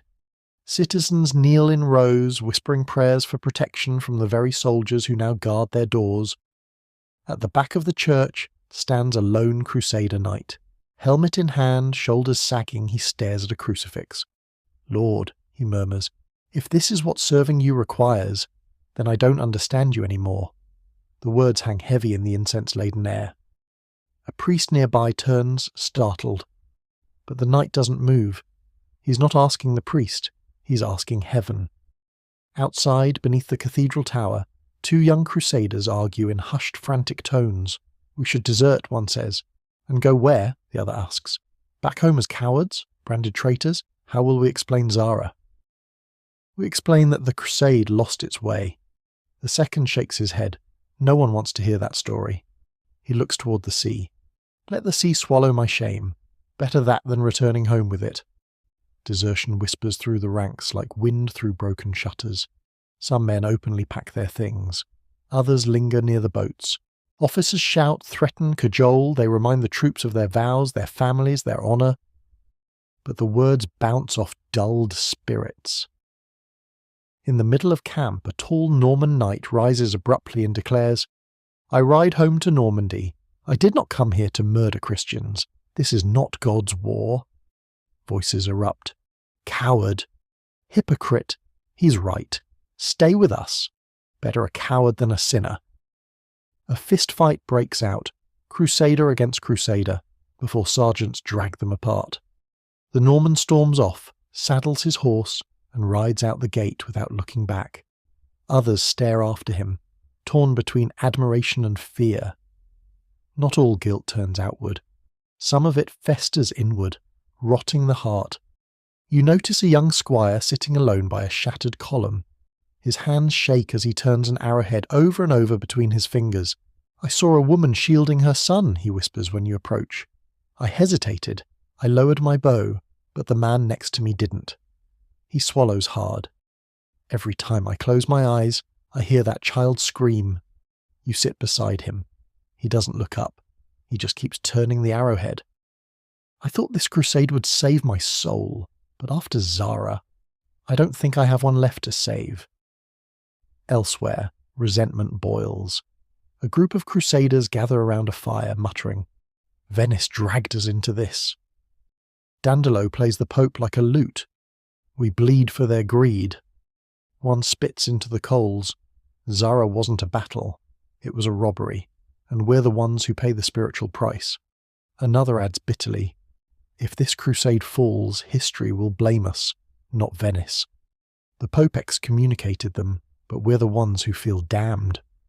The resentment cuts deep. Deep enough that if Venice weren't indispensable, the Crusaders might have turned their weapons on their allies instead of turning them east. You walk out toward the repaired breach in the wall, where a Crusader captain stands alone looking down at the rubble. It's quiet enough to hear the distant waves lap against the docks. He doesn't turn when you approach. He doesn't have to. His voice carries the weight of a man undone. "I led the first wave," he says quietly. "I saw their faces. I heard them call out brothers. I told myself they resisted us, but they didn't. They surrendered, and still, we stormed in." A long silence. Then, "What kind of crusade begins with a crime so loud heaven must hear it?" You don't answer. Some questions don't have answers, only consequences. At sunset, you return to the camp as trumpets sound for assembly. Crusaders gather in a wide semicircle, armour dull in the fading light. Venice's banners flap beside the Crusader crosses. The contrast is painful. A baron steps forward. "Brothers," he begins, "the Pope has forgiven us, conditionally. If we complete our vow, our sins will be washed away. Zara is behind us. We must look ahead." A ripple of unease spreads, but he continues. "We march not from glory, not from triumph, but from necessity." You can feel the lie and truth tangled together. The crusade survives not because it is holy, but because it cannot afford to die. Behind you, a Crusader mutters, "God may forgive, but my heart won't." Another whispers, "What if this was only the first betrayal?" And a third replies, "Then God help the next city we meet." Across the camp, Venetians tighten ropes, load wagons, prepare for departure. Their confidence is iron. The Crusaders' morale is clay. Night settles over Zara, a conquered city, a fractured army, a crusade that has already lost itself before ever leaving Christendom. And you sense the truth. What happened here isn't the end of their guilt. It's the beginning, a seed that will grow into the disaster waiting farther east, the shadow that will stretch all the way to Constantinople. Snow melts slowly on Zara's rooftops as winter begins to loosen its grip, but the air still feels heavy, thick with guilt, resentment, and something worse, division. The Crusader army, once united under the banner of liberating Jerusalem, now looks like a tapestry that has been pulled apart thread by thread. What remains is a frayed, tangled mess barely held together by vows, stubborn pride, and Venetian ropes. Today, that divide becomes impossible to ignore. You make your way through the Crusader camp early in the morning, crunching through patches of slushy snow. Crusaders cluster around smoky fires, warming their hands and muttering resentfully, "Not about Zara, not anymore." Now the target of their anger stands across the square, wrapped in velvet, issuing orders with a voice clear and commanding, the Doge of Venice. Dandolo, the man they blame more than any other. "He used us," a knight growls near you, "dragged us into sin, then shrugged when the Pope damned him." His companion nods. "If we didn't need his ships, we'd hang him from his own mast." Words spoken quietly, too quietly, because Venice is listening. Across the encampment, Venetian soldiers drill in tight formation, shields bright, armour immaculate, steps synchronised like gears of a machine. They move with the confidence of men who feel no guilt, no doubt, no fracture. Their mockery of the Crusaders has grown sharper each day. One Venetian shouts across the field toward a group of French knights. "Lost your halos, have you? Perhaps you'll find them in the next city you burn." The Frenchmen bristle. Hands drift to sword hilts. A sergeant steps between them before things break into violence. It's not an isolated incident, not even close. Every day brings more tension. Crusaders accuse Venetians of forcing the attack on Zara. Venetians accuse Crusaders of cowardice for hesitating. Clerics accuse everyone of sin. Everyone accuses the Pope of being too far away to understand. A Crusader captain sums it up one morning. "We sleep beside allies and wake beside enemies." You walk toward the old city hall, where representatives of both sides gather around a long table to discuss the Crusade's future. The atmosphere is icy, maps lie spread across the wood. Candles flicker sharply in the breeze. The leaders' voices are low, sharp, brittle. A French baron slams his fist on the table. "We cannot continue like this. The Pope has forgiven us. Let us sail to the Holy Land now." A Venetian counteroffers casually. "The fleet needs preparation, repairs, supplies, funds." A Crusader snaps. "You emptied Zara's coffers. What more do you want?" Dandolo lifts a hand, silencing his captains. His old voice is steady, measured, deadly. "We want your commitment. Venice will not carry you across the sea only for you to abandon us when the next opportunity arises." A whisper of outrage spreads. "Opportunity?" a knight hisses. "You mean another Christian city?" Dandolo tilts his head. "I mean stability. Venice does not invest in failure." The Crusader leaders exchange looks. They know what he's saying. They know the truth. The crusade lives only because Venice wills it to. In the streets of Zara, resentment simmers among the citizens as well. They watch Crusaders and Venetians bicker like wolves fighting over bones, and fear grows that the city they surrendered peacefully will be the stage for yet another disaster. One elderly woman you pass mutters, "First we were attacked by Christians, now we host demons who blame one another for devouring us." Her grandson tugs her sleeve anxiously. "Grandmother, don't say that aloud." But she just sighs. If they kill each other, it will be justice. Later in the cathedral courtyard, a strange scene unfolds that captures the entire tragedy of Zara in a single moment. A Crusader priest stands before a group of Venetian soldiers, waving a parchment and shouting, "You stand under excommunication, you must seek penance, you must repent." One Venetian steps forward, unimpressed. "We have the Pope's letter condemning us. We also have our fleet, our riches, and your crusade in our hands. Choose which matters more." The priest's face crumples. He looks like a man who just realized that spiritual authority means nothing when held up against a navy. Farther down the plaza, a different argument erupts among Crusaders. A group of knights from Champagne confronts a contingent from Flanders. "You encouraged Venice," one accuses. "You stayed silent. You could have refused. So could you. You didn't." "Neither did you." They stare at each other, panting like exhausted dogs, until one whispers, "Zara is killing us from the inside." He is right. The walls fell, but the Crusaders' unity shattered. As evening settles over the city, the leaders assemble the entire Crusader host in the main square. Torches illuminate furrowed brows and downcast eyes. Snow drifts like ashes. A baron steps forward. "Our unity has failed," he says bluntly. "We fight among ourselves more than with the enemy," murmurs spread. He continues, "But we stand on the edge of ruin. If we disband now, we return to Europe in shame. If we march on, perhaps we regain our honour." A knight shouts, "With Venice?" A Venetian voice answers, "You have no choice." Crusaders grit their teeth. They hate the truth. They hate needing their enemies. They hate themselves for Zara. The Baron raises his arms. "Listen well. The Pope will restore us fully if we move forward. We march in spring. We sail with Venice. We reclaim our purpose." A long silence follows.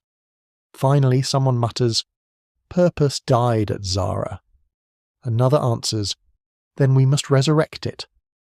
You look around the mass of men, some hopeful, some bitter, some hollowed out entirely. Their faces glow in torchlight, revealing everything they cannot say out loud. They fear they have lost God.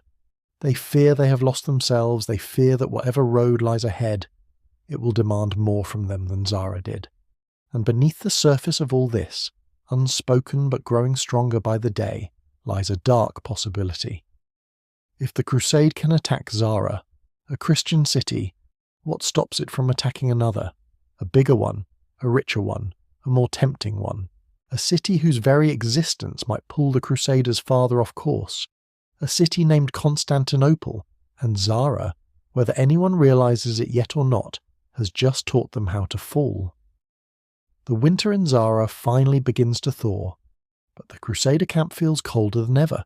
Not because of the wind creeping down from the Dinaric Alps, but because the relationships inside this army, this supposedly holy, unified, God-driven army, are cracking like ice under too much weight. And today, Those cracks widen into fault lines. You wake to the sound of raised voices outside your tent. Crusaders, French, Flemish, Norman, are arguing again, but this time it's louder, sharper, desperate. You step into the grey morning light and find a circle of men shouting over one another. "We must sail for the Holy Land now," one cries. "We can't. The Venetians control the fleet," another roars back. "They extort us like merchants. We need them." A knight pushes forward, red-faced. "They forced Zara upon us. Are we to let them lead us into more sin?" Silence. Not because the question is wrong, but because everyone fears the answer. As the shouting continues, you step away and make your way toward the shattered breach in the city wall. Snowmelt drips down the stones. The sea wind feels sharp and cleansing. Zara's people move cautiously through the streets now, wrapped in dark cloaks, their eyes wary whenever Crusaders pass. Children cling to mothers. Merchants keep their doors shut unless absolutely necessary. A young woman sweeping debris from her doorway pauses as you walk by. She studies your armour. Her mouth tightens. "You came for Jerusalem," she says quietly. "Instead, you came for us." You want to respond, you want to apologise, but she turns away and closes her door. Guilt follows you like a shadow as you head toward the central square, where another meeting is underway. This time between the highest lords of the Crusade and the might of Venice. Dandolo stands in the centre of the plaza, wrapped in heavy furs, the lion banner of St. Mark flapping behind him. His face is lined, ancient, but he stands with the posture of a man half his age, blind or not. He sees more than anyone else. Crusader leaders gather before him. Boniface of Montferrat, Baldwin of Flanders, Louis of Blois. Their expressions are tense. These men carry the burden of a failing crusade and the weight of thousands of uneasy soldiers. Dandolo speaks first. "The winter is ending. Our fleet will be ready, but we need unity." The Crusaders exchange glances. Unity, a word that feels foreign now. Boniface clears his throat. "We sail for the Holy Land, that is our vow." Dandolo nods slowly. "Of course, but first we must deal with a situation. A debt remains unpaid. We cannot sail until all obligations are fulfilled." Another debt. The Crusaders stiffen instantly. A Flemish baron growls, "No, no more cities, no more Christian blood." Dandolo raises a placating hand. "Not a Christian city, a matter of contract, a matter of payment." But no one believes him. The Crusaders whisper among themselves, "He lies. He leads us to ruin. He will make us attack more Christians." A knight steps forward, voice trembling with fury. "We will not become hirelings of Venice." Dandolo lifts his chin toward the sound. "You already are." The plaza goes quiet. The truth, laid bare, stings more sharply than any insult. He continues, "Without Venice, your crusade is dust. The Pope's forgiveness requires your vow to be completed. But you cannot reach the Holy Land without us." His smile is thin. Venice knows its power. Meanwhile, Zara's citizens gather at the edges of the square, watching with hollow eyes. They know they are no longer the centre of danger. The Crusaders are. As the leaders debate, you drift away into the side streets where Crusaders and Venetians mingle, with a tension so thick you could slice it with a dagger. A group of Crusaders sit on overturned crates outside a wine shop. One says, "If our own allies lead us into sin, should we not abandon them?" Another answers, "And break our vows. Then what are we?" A third mutters, staring at the snow, "Broken already." Across the street a cluster of Venetians laugh, drinking from confiscated jugs. One calls out, "Perhaps the Crusaders prefer preaching to fighting?" Another adds mockingly, "Tell the Pope to build you ships if you dislike ours." A Crusader lunges, enraged. Others hold him back. It takes half a dozen men to stop the fight from turning bloody. The Venetians jeer as they retreat. Later, you pass a small church where Zara's people gather for evening prayer. Crusaders kneel among them, heads bowed low. The priest's voice echoes softly. Forgiveness is not found in victory. It is found in repentance. A Crusader sobs quietly in the back pew. You feel his grief like a weight on your chest. These men didn't come here to destroy Christians. They came to save their own souls. And yet, out in the city square that night, a frigid wind cuts through camp as the leaders emerge from yet another meeting. Boniface addresses the army. "Brothers, we remain excommunicated no longer," he says, raising the Pope's letter high. "We are forgiven if we continue the crusade." Murmured relief spreads through the ranks, soft, hesitant, fragile. Then Baldwin adds, voice heavy, "But the Doge has proposed an arrangement." Every face tightens, every heart drops. Louis of Blois finishes the thought. "We sail in spring, but first we assist Venice one more time, only one." A roar of fury explodes through the crowd. "No, not another city, not again. We cannot." A knight falls to his knees, clutching his hair. Another shouts curses in French. A third stares silently at his sword as if considering turning it on himself. But you see something darker too. Some men nodding, desperate for purpose, desperate for absolution, clinging to whatever excuse they can. You realize the truth. The crusade isn't united by faith anymore.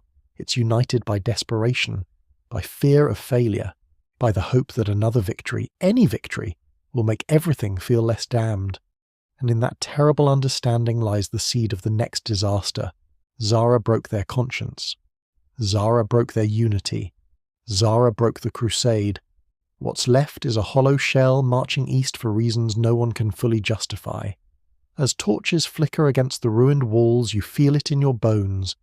This is the night the crusade stops being holy. This is the night they choose necessity over morality. This is the night the road to Constantinople becomes inevitable. And somewhere far across the sea, that great city sleeps, unaware that its destroyers are already halfway there, dragging guilt, shame, broken vows, and Venetian ambition behind them like anchors. The snow is gone now. What replaces it is mud. Thick, clinging mud that sucks at boots and slows every step through Zara's streets. It feels symbolic, really. The crusade isn't frozen anymore. It's stuck, sunk, dragging itself forward through a swamp of guilt, obligation, and Venetian manipulation. And today, that swamp deepens into something far more dangerous. Division, not just between Crusaders and Venetians, but within the crusade itself. You begin the morning walking through the market square. The stalls stand mostly empty. A few Zaran merchants sit quietly with baskets of fish or dried herbs, but the customers are scarce. Crusaders wander the edges, some staring at goods they refuse to buy, others tossing coins bitterly, as if ashamed of even touching local produce. A fishmonger eyes a group of Crusaders warily and murmurs, "Take what you want, you always do." One Crusader winces. No, not today. But the woman doesn't believe him. She withdraws into the shadow of her stall. Farther ahead, a group of Venetian sailors swagger through the plaza, laughing loudly. Their voices carry, sharp and mocking. Crusaders whining again. We sinned, one imitates in a high-pitched voice. Another bursts into laughter. If sin bothers them so much, why are they even here? A third adds, perhaps the Pope should give them milk instead of wine. Crusaders nearby stiffen weapon shift. Hands curl into fists. You move on quickly before another brawl erupts. As midday approaches, the true fracture becomes visible. Two distinct camps have formed within the Crusaders themselves. Camp 1, the Zealots. These men believe Zara was a terrible sin, but also a necessary one. They argue loudly. We have been forgiven. The Pope said, continue.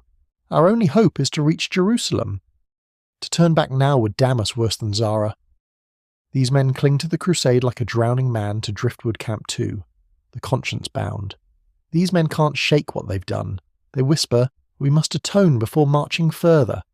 Another Christian city may be next. Venice leads us into darkness. We must break away before it's too late.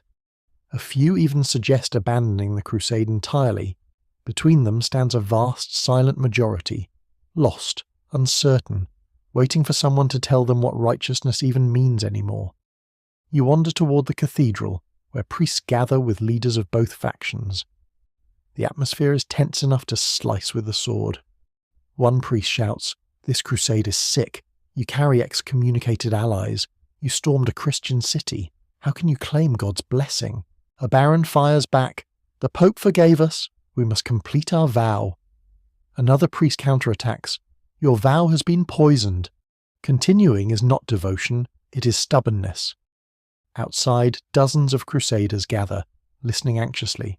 Some nod at the priests, others glare at them. The debate ends when Boniface of Montferrat himself enters, tall, stern, exhausted. He raises a hand. Enough. Silence settles like dust. We will march, Boniface says. There is no other path. The Pope commands it, and God demands we finish what we began. Murmurs ripple outward. Some cheer softly, others curse under their breath. A few look ready to walk into the sea. Then Boniface glances toward a side door, where a Venetian captain stands watching. And we will sail with Venice, he adds. Our debt remains. That's the spark that ignites the powder. A knight from Champagne leaps forward. No more cities for Venice. If we follow them again, we will be attacking Christians a second time. A Venetian captain steps in, smiling thinly. If you wish to swim to the Holy Land, be my guest. Weapons half draw, voices rise, priests scream for calm. Boniface slams his sword into the floor. Enough! The echo silences the square, but the hatred does not fade, not even a little. Later, you walk through the residential district Crusaders are packing their tents. Venetians are loading cargo. Zara's citizens stand in doorways watching the chaos with haunted eyes. The army's preparing to move, but where? No one is sure. Rumours swirl like snowflakes in a storm. Venice wants us to attack another port. No, they want to pressure King Philip. No, they plan to use us to settle a Byzantine dispute. No, the Pope ordered us to sail straight to Egypt. Egypt? Since when? Every rumour contradicts the last. Even officers don't know the truth. In the late afternoon you find yourself near the docks, where Crusaders and Venetians shout orders over the crashing of waves. A grizzled archer sits on the pier beside you, staring into the cold sea. Tell me, he mutters, is this still a crusade, or just a long, expensive sin? You shrug helplessly. He laughs. A harsh, broken sound. They tell us God forgave us. A pause. Funny. My heart didn't. Nearby, two Crusaders whisper urgently. We must leave Venice behind. We can't. Without them, the crusade dies. Better a dead crusade than a damned one. You think so? Tell that to France, to Germany, to every follower expecting miracles. You leave them to their torment. Toward evening, a council is called. One of the most important yet. You slip into the back as thousands of Crusaders gather in the city square. Torches burn bright, flickering against anxious faces. Boniface steps forward once more. Brothers, he calls, today we decide our path. Silence falls. A silence thick with fear. Venice has offered us transport, but we must assist them only once more, only once, before they take us to Egypt. Gasps and curses explode through the crowd. Another city, another Venice-driven mission, another sin at the edge of the Holy Land. Someone shouts, "What city? What target?" Boniface hesitates. Dandolo steps forward. Constantinople. The name slams into the crowd like a cannonball. What? No, we cannot. That is the greatest Christian city in the world. Impossible. Evil. Treason. Panic spreads. Some knights fall to their knees, others raise fists. Some scream, some sob, some stare, hollow-eyed. You feel the ground tilt beneath your feet. The greatest Christian city in the world. A city older than Rome, a city of emperors and saints, a city that has never fallen, and Venice wants the crusade to help topple it. Boniface raises his hands desperately. Brothers, wait, this is not an order, this is not decided. But the seed is planted. The idea is loose. The dread is real. And suddenly Zara feels like a rehearsal, a trial run, a dark foreshadowing of a catastrophe too large to imagine. As the torches flicker and men shout and cry and argue in the cold night air, you realize something. The crusade will never recover from Zara. It will never be pure again. It will never be unified again. It will never be holy again. And the cracks born here, in this wounded, plundered, broken Christian city, are the cracks that will open the gates of Constantinople. Dawn breaks over Zara for the last time as a Crusader-occupied city. The sky glows pale orange over the Adriatic, soft and indifferent, as if it refuses to care about the turmoil below. The air smells of salt and damp earth. The fleet sits in the harbour like a forest of masts, silent, waiting, restless. Today is the day the crusade will leave, but none of the men feel ready, not for the sea, not for the Holy Land, and certainly not for the shadow of Constantinople suddenly looming over their future. You walk through the camp as soldiers roll up tents and pack their gear. Metal buckles clink. Horses snort. Fires sputter in the cold morning breeze. But the mood is nothing like departure from a victorious city. It's the mood of a funeral procession. Crusaders move stiffly, eyes hollow from a night of arguments, dread and sleeplessness. Some mutter prayers, some avoid each other. Some stare toward the great walls of Zara, as if trying to apologize silently to the people behind them. You pass two knights tightening the straps of their armour. One murmurs, "I heard the Doge speaking with our captains last night." The other stiffens. "About Constantinople?" "Aye. And?" A long strained breath. "They didn't refuse." The second knight curses softly, then shakes his head. "We were meant to liberate Jerusalem, not topple emperors." "But if Venice demands it—" "No," the second interrupts sharply. "If Venice demands it, perhaps Venice leads us not to salvation, but to doom." Farther along, a group of soldiers argue under their breath. "If we attack another Christian city, the Pope will damn us again." "We're already damned. Might as well earn the sin. We should desert now, and face the Alps alone." A grim pause. "Better than facing Constantinople." Their fear hangs heavy in the air. As you reach the old market square, you find Boniface of Montferrat conferring with Baldwin and Louis. Their faces are worn, beards unkempt, eyes red-rimmed. These are not men preparing for glory. They look like men about to sign a document they already regret. Louis whispers, "We must not strike Constantinople. It will ruin us." Baldwin answers, "Then how do we pay Venice? How do we continue the crusade?" Boniface rubs his forehead as though trying to squeeze out a miracle. "We will find another way." But the look in his eyes betrays him. There is no other way. Not with the debt still hanging over them like a sword. Not with the Pope's conditional forgiveness. Not with thousands of men relying on the Venetian fleet. Dandolo stands a short distance away, silent, surrounded by his captains. He doesn't need to speak. He already knows the Crusaders are trapped by their own vows. You move through Zara's streets, where the people stand quietly at doorways and windows, watching the departure. They say nothing. No jeers, no curses. Just quiet, vacant stares.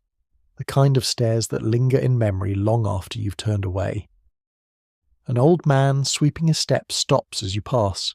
"Leaving?" he asks softly. "Yes," his broom rests. "Then may God forgive you before he forgives Venice." You have no answer for him. Down at the docks, the controlled chaos of embarkation fills the air. Crusaders carry crates, barrels, and weapons up gangplanks. Horses are coaxed onto the larger transports. The Venetians bark orders in quick, practiced bursts. A Crusader sergeant shouts, "Keep together! Don't stray near the Venetian quarter!" But tension still crackles. You overhear a French knight muttering, "They lead us like cattle." His companion whispers, "At least cattle are innocent." Nearby, a Venetian officer inspects a ship's ropes. A Crusader approaches him. "Is it true?" The Venetian doesn't look up. "Is what true?" "That we are bound for Constantinople." A tiny smile flickers at the corner of the Venetian's mouth. "We are bound for honour and reward." "And Constantinople?" A slow shrug.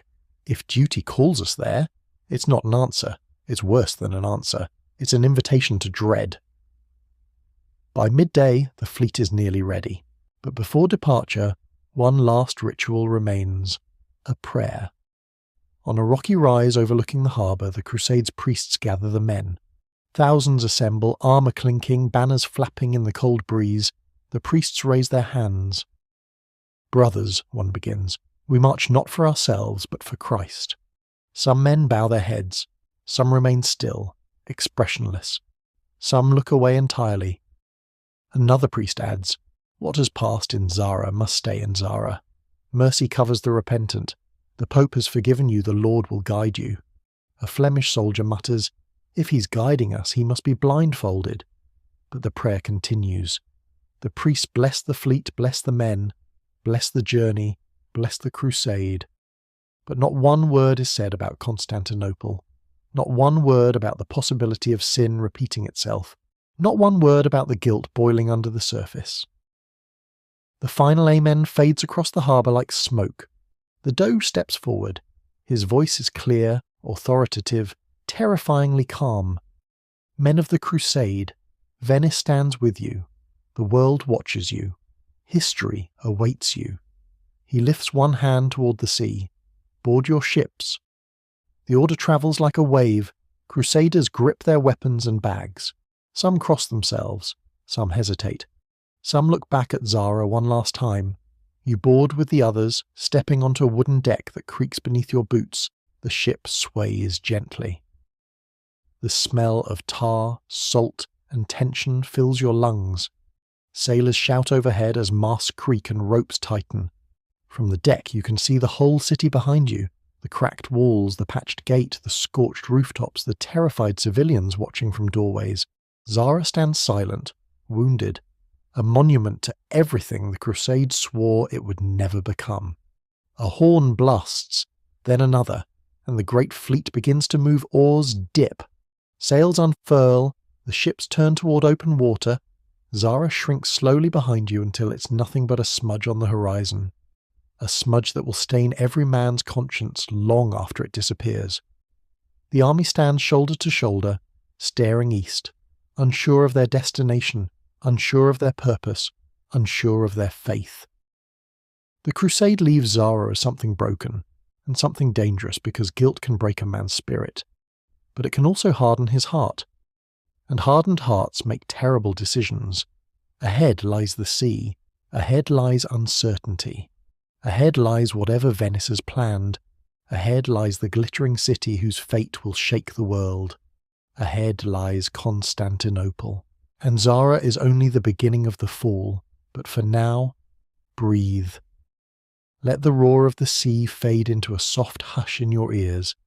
Let the creak of the ships become a slow, swaying rhythm beneath your feet. Let the wind off the Adriatic cool the worries lingering like smoke inside your chest.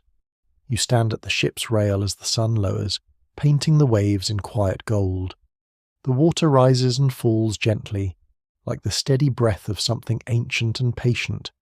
No arguments here, no politics, no guilt snapping at your heels, just the long, calm stretch of ocean cradling the fleet toward whatever comes next. The men around you soften too. Helmets loosen, swords rest, voices drop. Everyone exhales. The kind of breath you forget you've been holding for days, and Zara, that broken city, becomes just a distant shape swallowed by twilight. Let your shoulders drop. Let the weight slip. Let the sound of the waves smooth the sharp edges inside your mind. Tomorrow will bring its own storms. Tomorrow will carry you closer to cities of gold and fire. But tonight, you rest between worlds, floating on the stillness. Close your eyes. Feel the slow rocking of the ship. Feel the wind brushing your face. Feel the sea whispering that for this moment at least you are safe. Everything else can wait for morning. Good night. Sweet dreams.